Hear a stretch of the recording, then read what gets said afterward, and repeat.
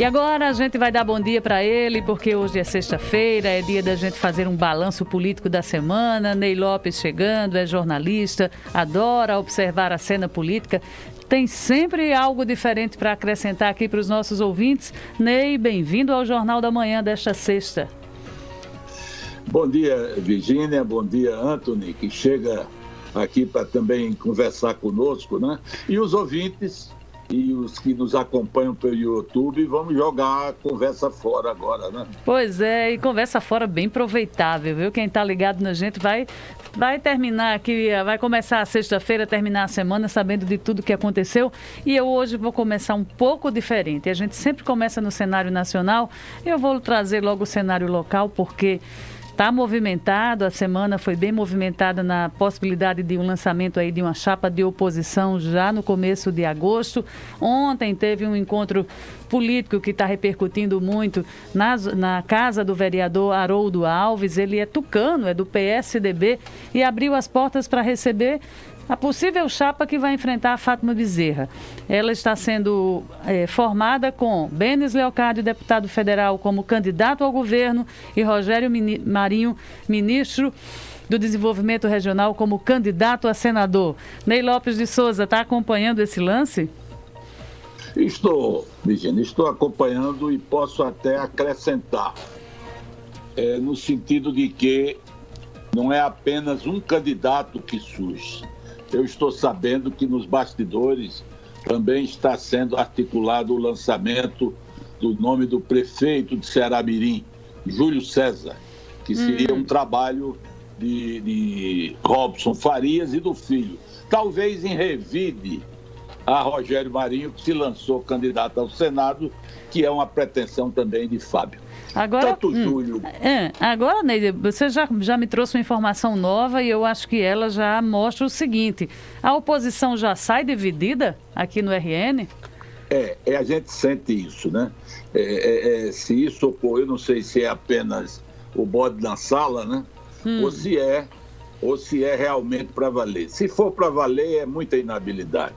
Embora os dois nomes mereçam respeito. Benes e Júlio são pessoas que conhecem o municipalismo. O grande problema será o assessoramento, será a cabeça, será falar a verdade, dizer um plano de governo que não tenha vínculos com o passado, com os métodos arcaicos do passado.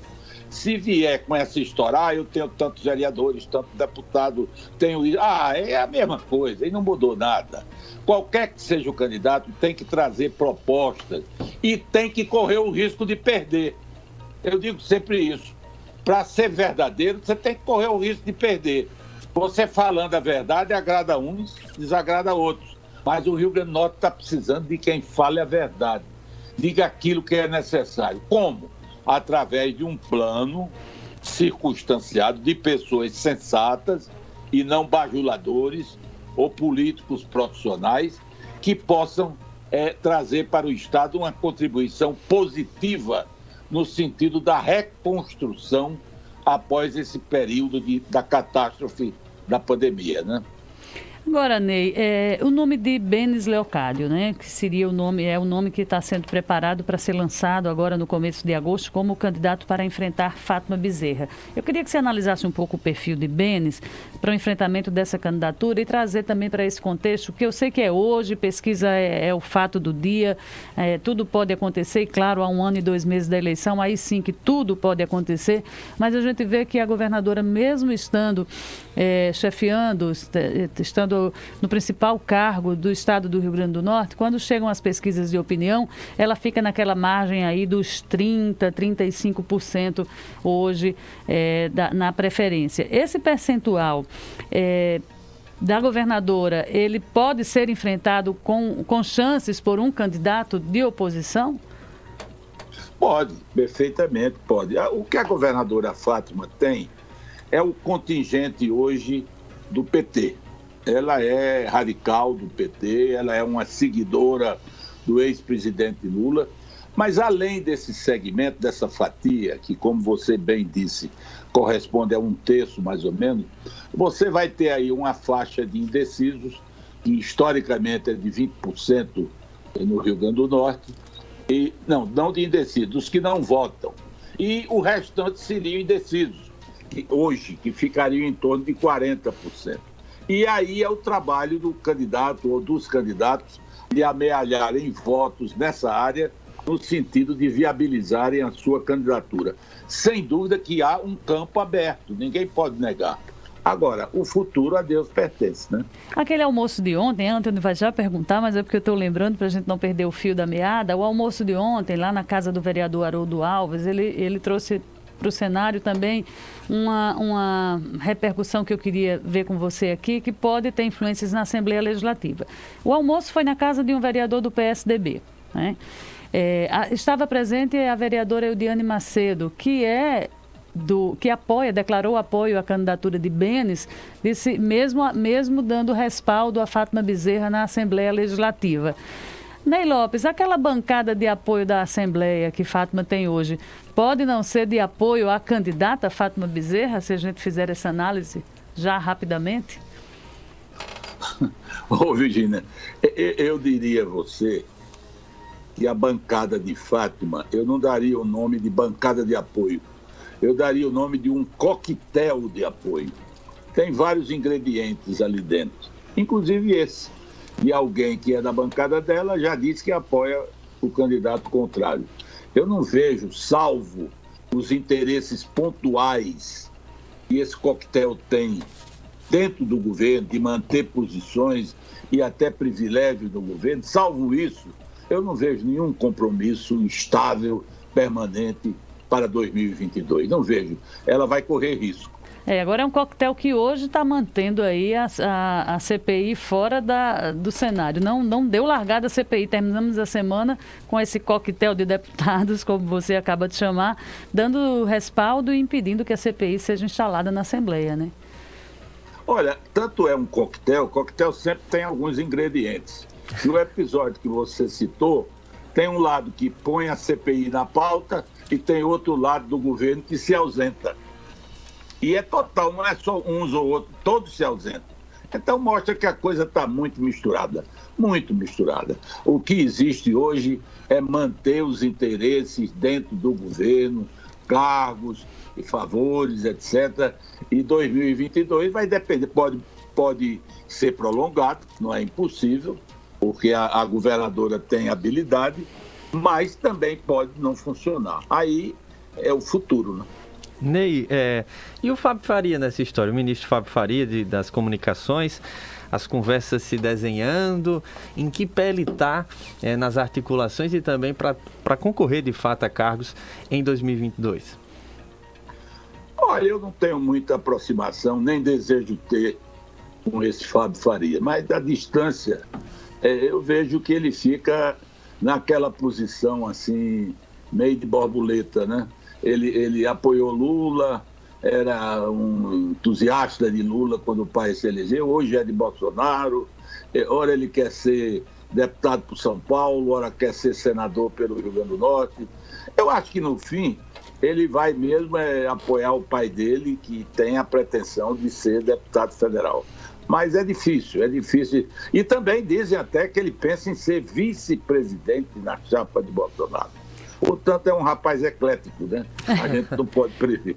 Pois é, e o detalhe também dessas articulações que passam aqui pelo RN, o deputado Fábio Faria, o ministro Fábio Faria, ele está acompanhando à distância. Você acha que essa distância, Ney, pode dificultar assim, essas articulações, dele estar dentro dessa formação da chapa de oposição, buscando a vaga aí ao Senado? Porque, pelo que a gente vê, o ministro, ele não participou de nenhuma dessas últimas conversas aqui que estão caminhando para a formação dessa chapa. Olha, muita coisa pode acontecer. Eu acho que essa distância do ministro Fábio Faria significa proximidade de Bolsonaro e dos filhos de Bolsonaro. Ele é próximo dos filhos de Bolsonaro. E é por isso que ele está lá, além do SBT, né, que é o grande aval para ele ser emitido, porque não existe outra justificativa.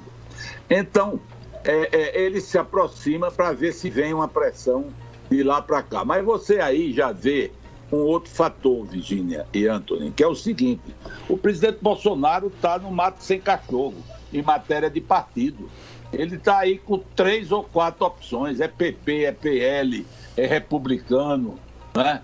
São os patriotas, o Patriotas que está rejeitando o nome dele. Então, digamos o seguinte, se de uma hora para outra, o presidente Bolsonaro vai para o PP, o que é que acontece? Fortalece Fábio. Pode ser que o partido diga, não, o presidente veio, eu quero indicar o senador do Rio Grande do Norte. Cria um problema para Rogério. Para onde é que Rogério vai? Ele tão bolsonarista como é.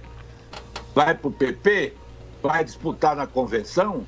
Ou vai tentar outro partido que criaria dificuldade com o bolsonarismo que ele representa no Rio Grande do Norte? Então você está vendo que é um labirinto de creta que tem aí, né? E vai ser difícil sair de dentro dele as pretensões, sobretudo de Fábio e de Rogério, que são conflitantes. A sucessão está esquentando, não é?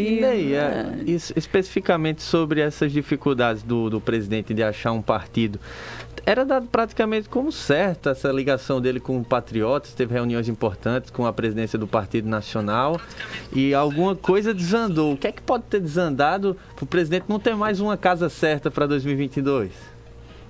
Antony, sabe o que foi? A chave do baú. Faltou a chave? Faltou.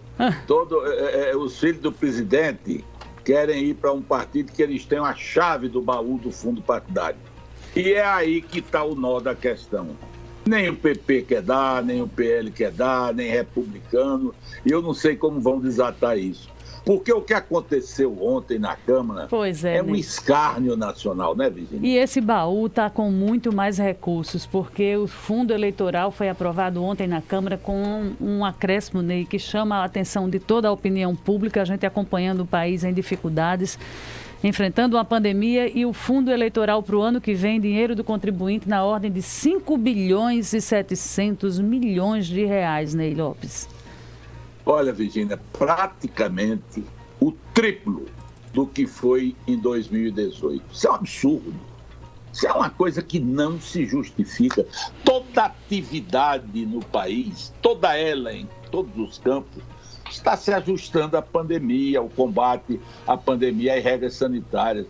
Era o caso da Câmara, do Congresso, dar o grande exemplo de fazer uma eleição diferente, uma eleição sem gasto, uma eleição que mobilizasse os partidos na montagem através de especialistas em comunicação, de centros de mídia, para a realização de lives, de debates, de recursos vindos da internet, para evitar aglomerações, marketings milionários, o que só traz desserviços, sobretudo à saúde pública brasileira, que é também uma forma de onerar os cofres públicos, numa hora que o povo está sem educação, sem saúde e sem recursos. Você veja que agora mesmo a extensão da internet às escolas, o governo não fez por falta de dinheiro, mas tem quase 6 bilhões para destinar à eleição. Isso é um absurdo.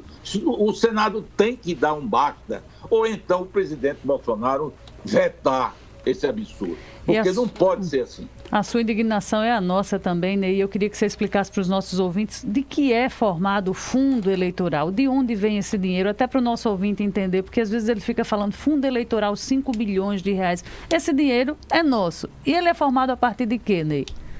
Ele vem dos impostos, do imposto de renda, da Receita da União. Agora, é importante saber que são 2 fundos, não é um só. É um fundo eleitoral, que é para gasto dos candidatos na campanha, e um fundo partidário, que é para manter até salários milionários de funcionários de partido. Aluguéis de prédios de luxo para sede de partido. São 2 fundos, esse dinheiro é repartido em 2 fundos. E outra coisa que clama aos céus, Virginia, é que a fiscalização é mínima, porque os partidos alegam que são autônomos em função da regra constitucional. E, como tal, a Justiça Eleitoral praticamente só confere a aplicação do dinheiro, o que é também uma forma de pôr em dúvida a legitimidade. Eu sou favorável a que o Estado financie as eleições. Eu não sou favorável às doações privadas, mas esse financiamento tem que ser feito com critérios, tem que ser feito através da justiça eleitoral, arbitrando, montando, como eu disse no caso atual, centrais de mídia para incentivar lives, debates, conscientizando o povo de que o voto deve ser livre, que não está havendo comício, não está havendo expansão de impressos, porque o país não tem dinheiro para gastar nisso, mas o povo precisa se conscientizar de que deve votar corretamente, deve olhar a vida pregressa dos candidatos. É a oportunidade de uma experiência inédita no processo eleitoral brasileiro. Mas, infelizmente, a Câmara ontem o que é que fez? Realimentou o passado. Está dando dinheiro aí para comprarem votos. Esse dinheiro aí, disfarçadamente, através de notas dadas falsas, notas fiscais, etc., vai servir para pagar cabo eleitoral, como se viu no passado. Isso é um absurdo. Eu acho que isso não vai prosperar. Há hoje, pelo que eu vi hoje pela manhã, Virgínia e Anthony, uma revolta na mídia brasileira e no povo também, né? É preciso ter o dinheiro, é preciso realizar a eleição, mas os critérios têm que ser outros, sobretudo de reduzir gastos e adaptar o processo eleitoral às regras sanitárias de combate à pandemia. E você acha que o presidente Bolsonaro, nessa situação de instabilidade que ele vive política, ele tem condições de vetar uma matéria dessa que foi aprovada pelos senhores deputados e os senhores senadores politicamente, Ney? É difícil. Você arguiu com sensibilidade um fato que realmente demonstra que é difícil. Sobretudo, Virgínia, porque ele está dependendo hoje do Centrão, né? E quem comandou isso foi Arthur Lira ontem na Câmara, que é quem fala pelos... A propósito de Arthur Lira, há informação hoje na mídia de que o presidente Bolsonaro deve transmitir o governo a Arthur Lira, porque ficaria internado em São Paulo até domingo. Se isso acontecer, ele tenta matar 2 coelhos de uma só vez. Ele evita que Mourão assuma e ele dá uma ternurada, um agrado em Arthur Lira, que é quem está com a caneta na mão para o impeachment, né? Para receber ou não o impeachment. Agora, há um problema no meio disso tudo, né? Que é uma coisa triste. O Arthur Lira tem 2 denúncias no Supremo Tribunal Federal. Eu não sei se elas estão pendentes. Se estiverem pendentes pela via do recurso, aí, claro, e não impede que ele assuma a presidência. Mas se não estiverem pendentes e o Supremo tiver recebido, quem é denunciado já é início de apuração de crime, não pode assumir a presidência da República por conta de jurisprudência anterior do Supremo.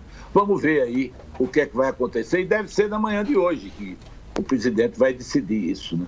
Pois é. E durante essa semana, Ney, tivemos vários assuntos relacionados diretamente ao presidente Bolsonaro, né? Justamente aquela primeira reunião com o Luiz Fux, é uma saída muito mais amistosa, muito mais dialogal com a própria imprensa naquela entrevista coletiva. Estavam dizendo que o presidente naquele dia tem tomado um Rivotril, Ney. Estava calmo. Puxou até um Pai Nosso na entrevista, Ney.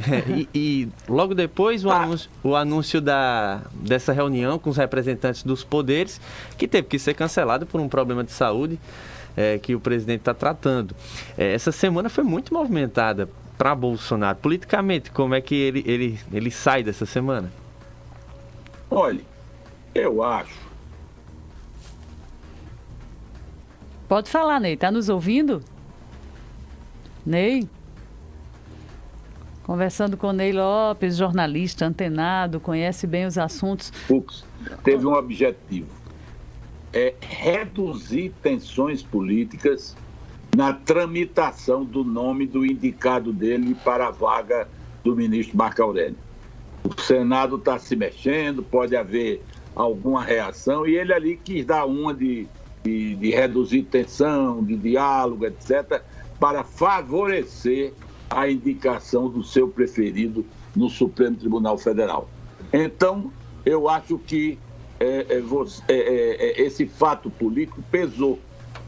E como pesou, naturalmente o presidente teve a intenção de atenuar o clima nacional para ajudar o seu preferido.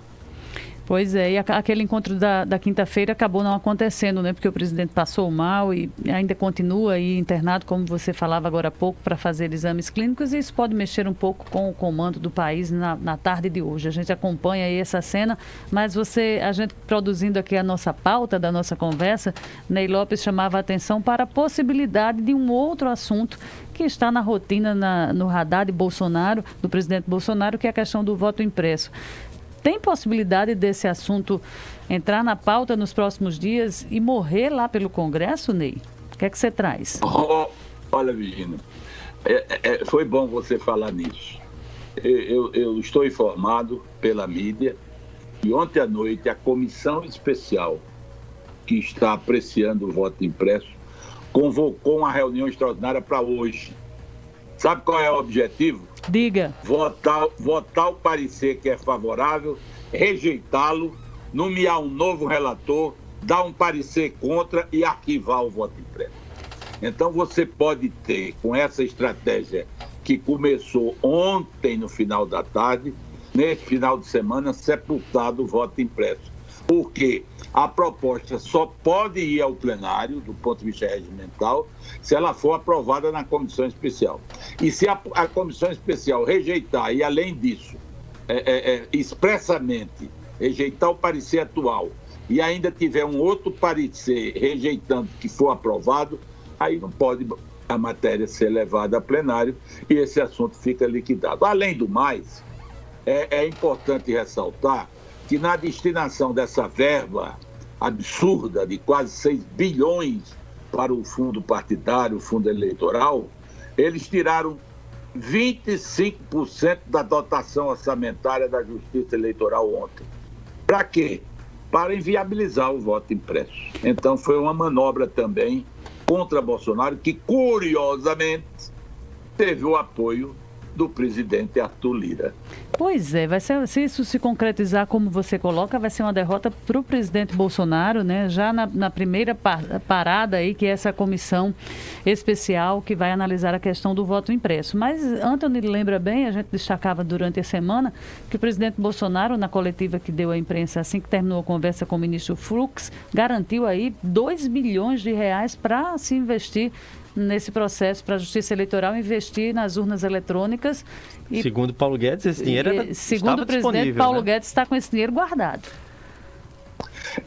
O que eu vi também essa declaração. Mas a verdade é que ontem, para viabilizar essa verba astronômica do fundo partidário, eles tiraram, eu não sei o valor, mas eles tiraram o correspondente a 25% de verba da Justiça Eleitoral. Certamente esse dinheiro seria complementado para implantar o voto impresso. Mas se foi retirado, é mais um obstáculo para ter esse montante de 2 bilhões. E quando uma matéria é vetada na comissão especial, ela não pode ser reapresentada? Você que conhece bem o regimento da Câmara? Não. Dentro daí não. Tem que ser reapresentada na legislatura seguinte. Então o assunto morreria também. Terceira via para a presidência da República. Esse termo, né, terceira via, vem sendo muito falado e todo mundo, a não ser Lula e Bolsonaro, tenta abocanhar essa porção, né? Porque é uma porção de pessoas que talvez estejam insatisfeitas com essa polarização, com um dos lados ou com os dois. E nessa semana, mais nomes, né, pleiteiam fazer parte dessa terceira via. Hoje alguém sai na frente nessa luta, nessa corrida, na verdade, Ney? Olha, eu acho, Antony, que a terceira via é perfeitamente fiável. As pesquisas mostram, né? Você tem aí o PT com 30%, 35% em torno de Lula. Você tem Bolsonaro com 24%, 25%. Mas se você tirar a direita que o apoiou em 2018 por falta de opção, a ala fanática de Bolsonaro fica em 12%. E o restante está indeciso. O problema da terceira via é a vaidade, né? Se ela, como Virginia disse há pouco aqui no Rio Grande do Norte, se ela já nascer dividida. O que eu tenho visto ultimamente são 2 nomes aí que estão para ser lançados na terceira via. O mais viável deles, que eu sempre achei, é o senador Rodrigo Pacheco. ele iria para o PSD de Gilberto Kassab, já em outubro, e seria lançado candidato a presidente da República. Mas eu já soube também que há um grupo bem forte no Paraná, querendo fazer uma manifestação até o mais breve possível em favor de Sérgio Moro, que esteve em Brasília essa semana. Ele voltará? Ele esteve em Brasília e o Correio Brasiliense deu, Virgínia, que até com o marqueteiro ele conversou. Ele conversou com o marqueteiro para quê? Ele não está vendendo chocolate, né? Nem livro. Nem livro. Então, ele conversou, está pensando em alguma coisa, né? Então, a gente está aí diante dessa possibilidade de terceira via, Antônio, mas é indecifrável, a gente não sabe o que vai acontecer. Ney, e sua avaliação para a semana Covid? Foi uma semana fria, morna, quente? Como é que você avalia a CPI do Senado? Olha, eu acho que essa CPI está caindo na mesmice. A CPI está caindo na repetição de argumentos. A CPI perdeu a credibilidade na hora em que houve desrespeito aos depoentes, com imposições, com ameaças de... Hoje, no Brasil, os políticos da CPI ameaçam mais com prisão do que os generais na época do AI-5. Só falam em prisão. Qualquer coisa... Você já pensou se na justiça todo juiz decretasse prisão de testemunha que ele acha que não disse a verdade? Testemunha, quando não diz a verdade, às vezes é até bom para quem está acusando, porque no relatório final você mostra a contradição. Então, a CPI, ela teve objetivo, é claro, ninguém pode negar que é um processo de pandemia, precisa conhecer a forma de combate, eu não sou contra isso. Agora, a condução da CPI abre uma margem muito grande para retirar a credibilidade. Você veja o seguinte, há pouco antes de entrar no ar, a Jovem Pan deu aqui uma declaração de Renan Calheiros dizendo que não tem dúvida de que o presidente cometeu prevaricação. Como é que um relator que está numa função de juiz diz isso antes de apresentar o seu relatório? Isso é pré-julgamento. Pode haver uma prova de repente que disfarça esse entendimento dele. Isso é irresponsabilidade. Eu fui relator de 4 CPIs no Congresso Nacional, inclusive uma de medicamentos que movimentou a nação. Era um tema muito Lembro delicado. Muito bem. Fui relator de uma CPI de salário mínimo, que era uma coisa também que movimentou a nação. Nunca na CPI nós tivemos atitude de humilhar depoente, nada. Fizemos um relatório final e tudo foi encaminhado aos setores competentes. Então essa CPI transformou-se num palco político. O que devia ter havido era a continuidade da investigação de possíveis irregularidades. Eu não estou dizendo que não houve, mas isso no fórum próprio, Supremo, Polícia Federal, né, Tribunal de Contas, etc. Não montar um palco político. Isso é ruim. E ganhou mais 90 dias de vida, viu? A CPI vai até novembro, segundo ontem decisão do próprio presidente do Senado. Ney Lopes, chegamos ao final da nossa conversa de sexta-feira, esse papo bom sobre política. A gente queria lhe agradecer sua participação aqui no Jornal da Manhã. Eu é que agradeço, que é sempre bom no final de semana trocar ideias com vocês, né? Enfim, refletir um pouco sobre o Brasil, sobre o Rio Grande do Norte, que é o que nós esperamos ter um futuro melhor. A todos eu agradeço e desejo um bom final de semana. Obrigada. E quem perdeu a conversa, não é?